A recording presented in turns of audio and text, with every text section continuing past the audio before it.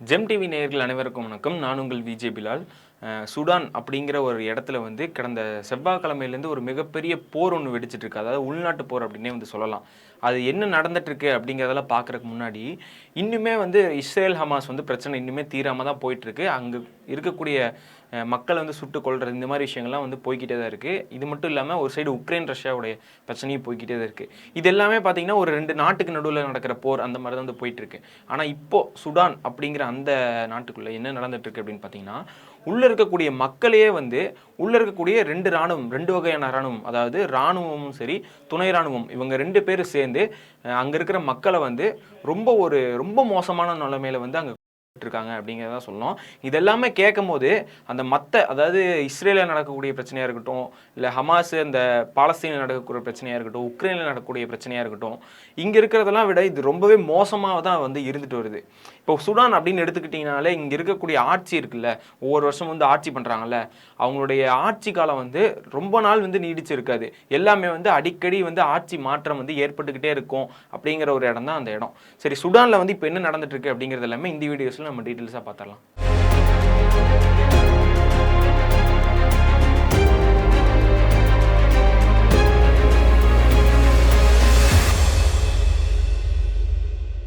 Sudan அப்படிங்கிற நாட்டில் போன சனிக்கிழமையிலேருந்து இராணுவம் அதுக்கப்புறம் துணை இராணுவம் இவங்க 2 பேரும் சேர்ந்து சண்டை போட்டுட்டு இருக்காங்க. இதில் வந்து இந்தியர்களுமே நிறைய பேர் வந்து அங்கே இருக்காங்க. இந்தியர்களோட சேர்த்து மொத்தமாக அந்த ஊரில் இருக்கக்கூடிய அந்த நாட்டில் இருக்கக்கூடிய 200 பேர் பக்கம் இறந்து போயிருக்காங்க.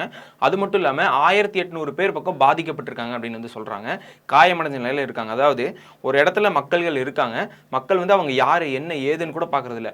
அங்கே மக்கள் இருந்தாலே இப்போ எப்படின்னா, நார்மலாக நம்ம ஒரு கேம் விளாட்றதா இருக்கட்டும், அந்த மாதிரி இல்லைன்னா நம்ம கன் எடுத்துகிட்டு உள்ளே போய் யார் என்னென்னு பார்க்க சும்மா நம்ம கேமில் வரவங்க எல்லாத்தையும் சுட்டுறது இந்த மாதிரியான விஷயங்கள் மாதிரி தான் இது நம்ம பேசும்போது ஒரு இதாக இருக்கும். ஆனால் இந்த விஷயம் தான் வந்து அங்கே நடந்துட்டு இருக்கு. அதாவது ஒரு மக்கள் வீட்டுக்குள்ளே இருக்கிறதா இருக்கட்டும், எப்படி அங்கே அடிக்கிறாங்க அப்படின்னு பார்த்தீங்கன்னா, ஒரு இடத்த லாக் பண்ணி மக்கள் எல்லாரும் அந்த இடத்துல குண்டு போடும் போதோ இல்லை துப்பாக்கி சூடு நடத்தும் போதோ அங்கிருந்து மக்கள் தப்பிச்சு போகிறதுக்கு ஒரு வழி போகிறாங்க.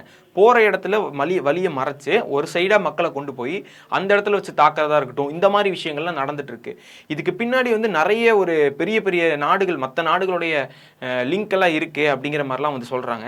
ஸோ அது என்ன நடக்க போகுது அப்படிங்கிறது எல்லாமே இந்த வீடியோஸில் பார்க்கலாம். அதுக்கு முன்னாடி ஒன்று சொல்லணும் அப்படின்னு பார்த்தீங்கன்னா, இதுக்கு முன்னாடி கடந்த 2019 வந்து உமர் அல் ஃபசீர் அப்படிங்கிறது தான் வந்து ஆட்சி பண்ணிட்டு இருந்தார். இவர் எப்படி ஆட்சி பண்ணிட்டு இருந்தார் அப்படின்னு பார்த்தீங்கன்னா, ஒரு ரொம்ப இந்த ஆட்சி வந்து ரொம்ப மோசமாக இருக்குப்பா, என்ன இப்படி கொடுமைப்படுத்துறாங்க அப்படிங்கிற மாதிரி ஒரு இரும்பு கரம் அப்படிங்கிற மாதிரி தான் வந்து அவருடைய ஆட்சி அந்த டைமில் இருந்தது.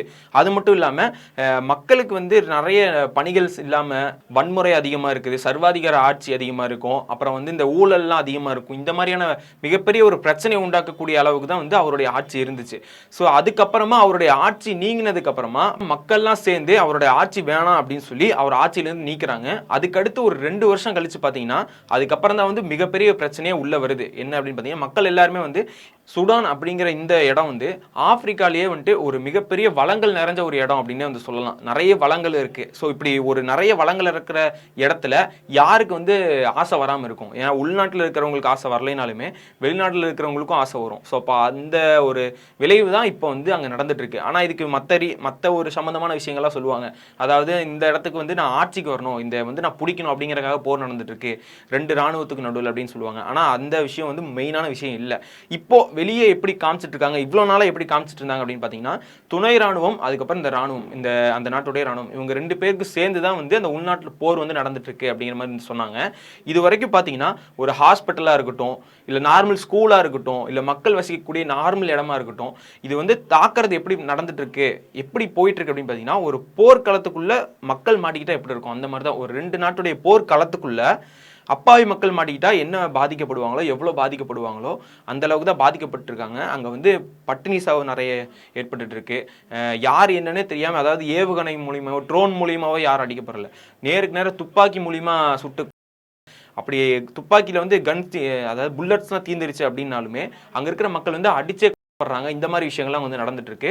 இது வந்து மற்ற நாடுகள், அதாவது இந்த மற்ற போர்களை கம்பேர் பண்ணும்போது அதை விட ரொம்ப மோசமான நிலைமை தான் வந்து இங்கே நிலச்சிட்டு இருக்கு அப்படின்னே வந்து சொல்லலாம். பஷீருடைய ஆட்சி காலம், அதாவது அவரை தூக்குனதுக்கு அப்புறமா இதுக்கப்புறம் வந்து ஜனநாயக ஆட்சி தான் உள்ள வரும் அப்படிங்கிற மாதிரி வந்து முடிவு எடுக்கிறாங்க. மக்கள் எல்லாருமே சந்தோஷத்தில் இருக்கும்போது தான் ராணுவம் ஒரு 2 வருஷத்துக்கு அப்புறம் என்ன பண்றாங்க அப்படின்னு பார்த்தீங்கன்னா, ராணுவம் வந்து உள்நாட்டு பிரச்சனை ஒன்று இருக்கு, அதை தீர்க்கறதுக்காக நாங்கள் வரோம் அப்படிங்கிற மாதிரி உள்ள வந்து அங்கே இருக்கிற ஆட்சியை கைப்பற்றிக்கிறாங்க. இப்போ நாங்கள் வந்து பார்த்துக்கிறோம், இப்போ ஆட்சியில் வந்து அவர் இல்லை. ஸோ அதுக்கப்புறமா இப்போ வந்து நாங்கள் இருக்கக்கூடிய இந்த உங்கள் ஒரு பிரச்சனை இருக்குது, அதை நாங்கள் பார்க்கணும், அதை வந்து நாங்கள் சரி செஞ்சுக்கிறோம் அப்படிங்கிற மாதிரி உள்ளே வந்து ஆட்சியை பிடிக்கிறாங்க. அங்கே வந்து 2 ஜெனரல்ஸ் வந்து இருக்கிறாங்க. அதாவது இந்த துணை ராணுவமும் சரி, இந்த ராணுவம், இந்த 2 ராணுவத்துக்குமே வந்து ஜெனரல் அப்படின்னு சொல்லி ஒவ்வொருத்தங்க இருக்காங்க. ஃபத்தா அல் ஃபுர்ஹான், அதுக்கப்புறம் பார்த்தீங்கன்னா முகமது ஹம்தான் டக்கோலா அப்படிங்கிற இந்த 2 ஜெனரல்ஸ்குள்ள தான் வந்து இப்போ போட்டி இருக்கு. ஆரம்பத்தில் அவங்க 2 பேரும் ஒட்டுக்கா சேர்ந்து தான் ஒரு மாதிரி ஒன்னா சேர்ந்து நம்ம இந்த நாட்டை வந்து இதுக்கப்புறம் பார்த்துக்கலாம் அப்படிங்கிற மாதிரி தான் முடிவு எடுத்து இருந்தாங்க. இதுக்கப்புறமா என்ன ஆகுது அப்படின்னு பார்த்தீங்கன்னா, போக போக வந்து இந்த தலைமையோடைய ஒரு இது வரும்ல, அதாவது நான் வந்து பார்த்துக்கிறேன், இதுக்கப்புறம் நான் வந்து இது பார்த்துக்கிறேன் அப்படிங்கிற மாதிரி ஒரு இது வந்து வரும், பண்பு நமக்குள்ளேயே இந்த மாதிரி அதிகாரத்தில் இருக்கிறவங்களுக்கு வரும். ஸோ அந்த மாதிரி வந்து தான் இப்போ வந்து ஓகே இதுக்கப்புறம் ஜனநாயக நாட்டுக்கு போகலாம் அப்படின்னு சொல்லி ஒருத்தர் முடிவெடுக்கிறாரு. இன்னொருத்தருக்கு வந்து அது பிடிக்காம போகுது, இல்லை இதுக்கப்புறம் நான் பார்த்துக்கிறேன், நீ வேணா போயிரு அப்படிங்கிற மாதிரி சொல்லி பேச்சுவார்த்தை நடந்ததுக்கு அப்புறம் தான் ஓகே இதுக்கப்புறம் சரி வராது, இதுக்கப்புறம் இப்படிலாம் போயிட்டு இருந்த பிரச்சனையாகும் அப்படின்னு சொல்லி திரும்ப இப்போ 2 பேரும் வந்து பேச்சுவார்த்தை போயிட்டு இருந்தது. அதுக்கப்புறம் கைகலப்பாய் அதுக்கப்புறம் திரும்ப இவங்க கூட இருக்கக்கூடிய ராணுவமாக இருக்கட்டும், இவங்கள்ட்ட இருக்கிற ராணுவம் ரெண்டுமே அடிக்க ஆரம்பிச்சிட்டாங்க. இதில் எதுக்காக வந்து பொதுமக்கள் பாதிக்கப்படுறாங்க அப்படிங்கிற கேள்வி வந்து எல்லாத்துக்குமே வரும். ஏன்னா இவங்க 2 இருக்கிற பிரச்சனையில் பொதுமக்கள் ஏன் பாதிக்கப்படுறாங்க அப்படிங்கிற கேள்வி எல்லாத்துக்குமே இருக்குது. இதில் முக்கியமான விஷயம் என்ன அப்படின்னு பார்த்தீங்கன்னா, மற்ற நாடுகள் வந்து இங்கே இருக்கக்கூடிய வளங்களை எடுக்கிறக்காக இந்த 2 ராணுவங்களை வந்து பயன்படுத்துகிறாங்க அப்படிங்கிற மாதிரியான ஒரு தகவலும் இருக்குது. இதுதான் வந்து ஒரு மெயினான தகவலாக வந்து பேசப்பட்டிருக்கு. இப்போ அதை பற்றி தான் வந்து மற்ற இடத்துல எல்லாத்துலயுமே வந்து இது வந்து இப்போ லைட்டா வந்து கசிஞ்சிருக்கு, இப்பதான் வந்து தெரிய வருது. அதாவது மற்ற நாடுகளுடைய ஒரு தாக்கம் இதுல இருக்கு, மற்ற நாடுகள் தான் இவங்க இந்த 2 ராணுவத்தையும் வந்து தூண்டி விட்டு உள்ள இருக்கிற மக்களை வந்து இது பண்ணிட்டு இருக்காங்க, 2 ராணுவமும் அடிச்சுக்கிட்டு இருக்கு அப்படிங்கிற மாதிரி வந்து சொல்றாங்க. அதாவது இந்த ராணுவத்துக்கு வந்து ஒரு நாடுகள் உதவி செய்யறாங்க, இந்த ராணுவத்துக்கு வந்து வேற ஒரு நாடுகள் உதவி செய்யறாங்க. இந்த உதவி செஞ்சு இங்க இருக்கக்கூடிய, அதான் நான் சொன்னல, ஆப்பிரிக்காலேயே அதிக வளங்கள் இருக்கக்கூடிய ஒரு இடமா இருக்கக்கூடிய இந்த இடம் தான். ஸோ இதுல இருந்து வளங்களை எடுக்கணுங்கிறக்காக தான் இந்த மற்ற நாடுகளா இருக்கக்கூடிய நாடுகள் வந்து இவங்க 2 பேர்த்த வந்து முன் வச்சு அங்கே இருக்கிற வளங்களை எடுக்கிறக்கா இந்த இது வந்து பண்ணிட்டு இருக்காங்க அப்படிங்கிறது சொல்கிறாங்க. இதனால மக்கள் அங்கே இருக்கக்கூடிய மக்கள் எல்லாருமே அந்த நாட்டை விட்டு வெளியே போகிற விஷயமா இருக்கட்டும், இந்த மாதிரி விஷயங்கள்லாம் பண்ணிட்டு இருக்காங்க. ஆனால் இன்னுமே சோகமான விஷயம் என்ன அப்படின்னு பார்த்தீங்கன்னா, அங்கேருந்து அதாவது அதை சுற்றி இருக்கக்கூடிய மற்ற நாடுகள்லாம் வந்து இல்லை உள்ளேருந்து வெளியே வராதிங்க, எங்கள் நாட்டுக்குள்ளே வந்துடாதீங்க அப்படின்னு சொல்லி தடுப்பு போட்டு அந்த நாட்டுக்குள்ளே, அதாவது சுடான் அப்படிங்கிற இடத்துல இருந்து வரக்கூடிய யாருமே வந்து உள்ள அனுமதி இல்லை அப்படிங்கிற மாதிரிலாம் சொல்லிட்டு இருக்காங்க. சுடான் வந்து இந்த நார்த் கொரியா சவுத் கொரியா அந்த மாதிரி வந்து 2 பிரிஞ்சிருக்கு. அதாவது நார்த் சுடான் அதுக்கப்புறம் சவுத் சுடான் அப்படிங்கிற மாதிரி 2 பிரிஞ்சிருக்கு. இந்த தெற்கு சுடானில் இருக்கக்கூடிய இடங்கள்லையுமே வந்து பாதிப்பு ஏற்படாதக்கான வாய்ப்புகள் அதிகமாக இருக்குது. ஸோ அதனால் நீங்களும் இங்கே வராதிங்க அப்படின்னு சொல்லி அங்கே இருக்கிறவங்களே வந்து உள்ளே விட மாட்டாங்க அப்படிங்கிற மாதிரி பிரச்சனை நடந்துட்டு இருக்கு. ஸோ இதுக்கப்புறமும் திரும்ப இந்த பிரச்சனைகள் போக போக அங்கே இருக்கிற பிரச்சனை எல்லாமே திரும்ப இந்த தெற்கு சுடான்குள்ளேயே வந்துடும் அப்படிங்கிற மாதிரியான அபாயம் வந்து அங்கே இருக்கிற மக்கள் எல்லாத்துக்குமே எழும்ப ஆரம்பிச்சிருக்கு. ஸோ இதை பற்றி நீங்கள் என்ன நினைக்கிறீங்க அப்படிங்கிறது எல்லாமே கீழே வந்து கமெண்ட்ஸை சொல்லுங்கள். அது மட்டும் இல்லாமல் ட்ரம்ப் வந்து எல்லா பிரச்சனையும் வந்து நான் போர் எல்லாத்தையும் நிறுத்தி வச்சிருக்கேன் அப்படின்னு சொல்கிறாரு. இந்த போரை வந்து முதல்ல எல்லாத்தையும் விட்டுட்டு இதை வந்து நிறுத்தி வச்சாருன்னா அங்கே இருக்கிற மக்கள் பாதிக்கப்படுறது வந்து கம்மியாகும். ஏன்னா இப்படி பார்த்துக்கலாம், அப்புறம் பேசிக்கலாம், பேச்சுவார்த்தை இந்த டேட்டில் நடத்தி வைக்க போகிறோம் இப்படி அப்படின்னு தள்ளி வச்சு ரொம்ப நாள் பேச்சுவார்த்தை நடந்து இந்த மாதிரி விஷயங்கள் போனனால தான் உக்ரைனும் சரி, அப்புறம் ரஷ்யாவும் சரி, அது மட்டும் இல்லாமல் இந்த இஸ்ரேல் பாலஸ்தீன் இந்த பிரச்சனையாக இருந்தாலும் சரி, நிறைய பொதுமக்கள் வந்து இறந்து போனாங்க. அதிக அளவில் வந்து இறந்து போனது பார்த்தீங்கன்னா பாலஸ்தீனில் இறந்து போயிருக்காங்க. இந்த மாதிரி நிலைமை இங்கேயுமே நடக்கக்கூடாது அப்படின்னா அவங்களுக்கு சீக்கிரமாக வந்து இங்கே பேச்சுவார்த்தை நடத்தி இந்த போரை நிறுத்தி வைக்கணும் அப்படிங்கிறத ஒரு உண்மையாக இருக்குது. ஸோ இதை பற்றி நீங்கள் என்ன நினைக்கிறீங்க அப்படிங்கிறது எல்லாமே கீழே வந்து கமெண்ட்ஸை சொல்லுங்கள்.